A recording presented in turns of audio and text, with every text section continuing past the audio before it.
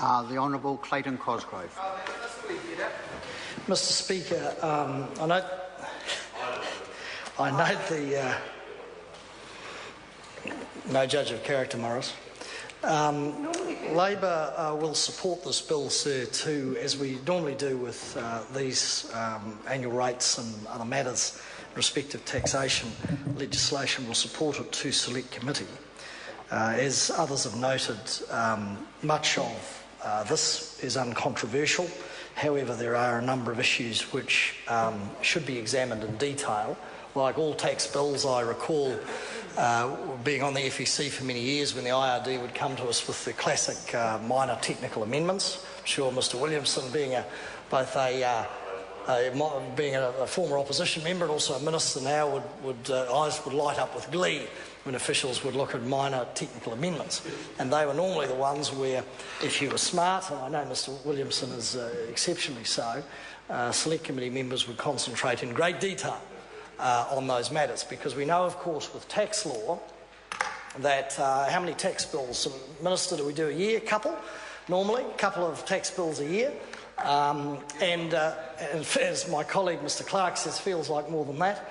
And the reason we do them is because we have some very smart individuals out in the marketplace who, the moment you pass tax legislation, find all sorts of wonderful things called loopholes to leap around it. And that is legitimate. That's not, I'm not being derisory, that is not illegal tax avoidance. That is working within the rules, and then we need to come back to this Parliament and close loopholes and identify issues which the creatives in the tax and accounting world have come up with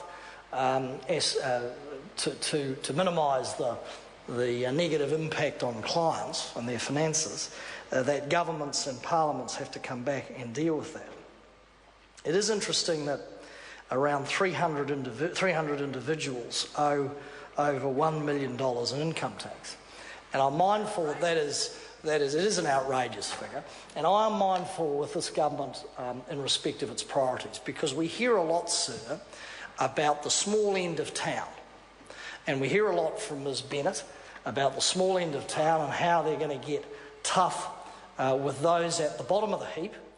And there was a time with IRD, I recall, in the previous National Administration when we took over, where we found that the IRD, under the stewardship of one or other of the ministers, National Party ministers, was indeed in tax terms going after the small end of town, because the whitebait, the small fish, were really easy to deal with and you could rack the numbers up.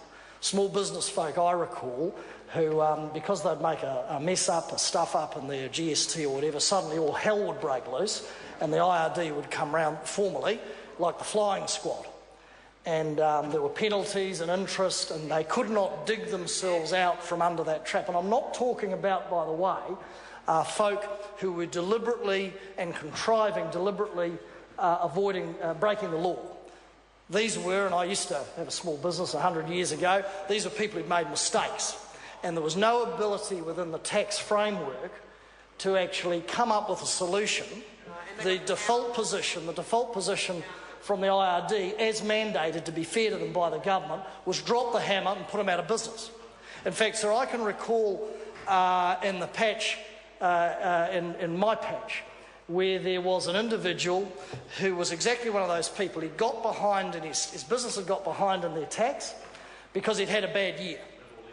And he got behind, and he was subject of penalties. He fronted up, didn't hide, got his accountant to come and see me. There were penalties, there were interest, there was whatnot. And the choice the IRD, the revenue, gave him at that time, and thankfully they've changed, was basically we're going to put you out of business. And what that would have done is put 6 people on the unemployment benefit. Nuts. And the revenue would have got, I don't know, 5 or 6 cents in the dollar. That was really fiscally smart, because we would have ended up paying out more to those folks who are unemployed. Well, we managed to get a bit creative and do what now is commonplace, and that is a repayment plan. He wanted to trade out, he wanted to meet his responsibilities as a taxpayer, he wanted to meet his responsibilities to his employees as a business person and employer, and trade out. And they had the sword of Damocles was hanging over him, because if he missed one payment, the interest and penalties would drop on him from a great height. But he was okay with that because he wanted to do the right thing, right? The point I make is he was an easy hit. And when we hear Ms Bennett and others going after the small end of town, what we don't hear from this government, of course, is what they're going to do about the 300 individuals who owe $1 million each in unpaid tax. Oh, no, because I'll tell you why.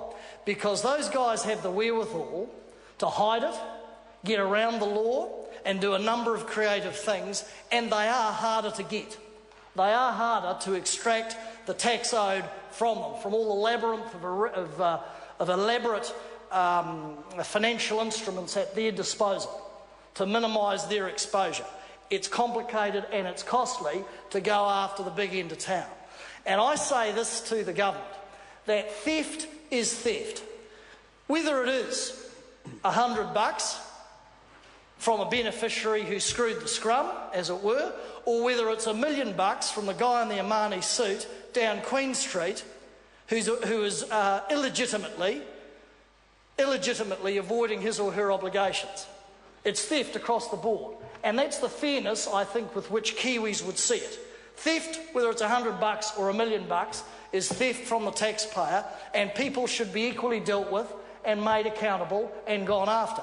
But this crew over here, sir, have their priorities on the small end of town and the most vulnerable. And that is not to excuse, and I put this on record and I might upset a few on my side, that is not to excuse people who thieve the tax from the taxpayer's purse, even if they are down the small end of town.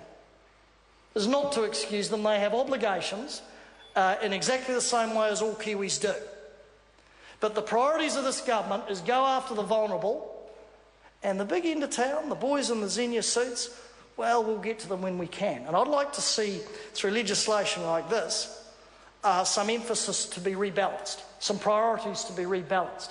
I'd like Ms Bennett to get up with the same vim and vigour as she exhibits when she's so proud of herself and her so-called achievements, and make similar speeches about those down Queen Street, the Terrace and other places, who maybe are part of the 300. That's what I'd like to see, sir. But you don't hear those speeches. You don't hear them because the priorities, it's too hard, it's too costly, and maybe, just maybe, there's some of the mates on the opposite side. I don't know, but I'll be charitable. But maybe they are. But I don't hear too many Tory speeches coming out of that side saying they're going to go after the 300. There's $300 million worth of tax that, if recovered, could make a difference to a lot of people. But I don't know whether the Minister of Revenue, to be fair to the IRD, is telling his department to make those 300 a priority, in the same way as Ms Bennett is out there swinging the axe on those at the other end of the street, the less fortunate and the more vulnerable, but those who have an equal responsibility like all Kiwis. I don't hear too many of those priorities. So I'd ask the Minister, when he takes a call in the next stage of this, to tell us what priorities he is demanding of the department. Is he focusing them on the big game, the big fish and the big dollars, which could actually make a material difference, in the same way as his colleagues are concentrating on those who are the easy game? But you don't get as much money from them, do you? Because they don't earn as much money. That's the big difference. So I say that we'll support this bill to a select committee, but there needs to be some real and decisive action about recovering money. I've sat on FEC, and my colleague Dr Clark, I've been on there for a while, will rekindle my memory, when what was it, the student loan bill that was going to, an inordinate amount of money that the revenue was going to spend to put in place. And I know Mr Hayes, in the privacy, mind you, in the privacy of the select committee room, wrung his hands with frustration. And he knows I'm telling the truth about him, saying this was a waste of time. This bill was not going to recover, what was it, a few $1 million. They were going to spend a lot of money to recover a few $1 million from students. Now, I'm not saying you shouldn't go after that money, but again, it's an issue of priorities. And I know Mr Hayes sort of wrung his hands, not in public, of course, and said basically that this was a waste of time.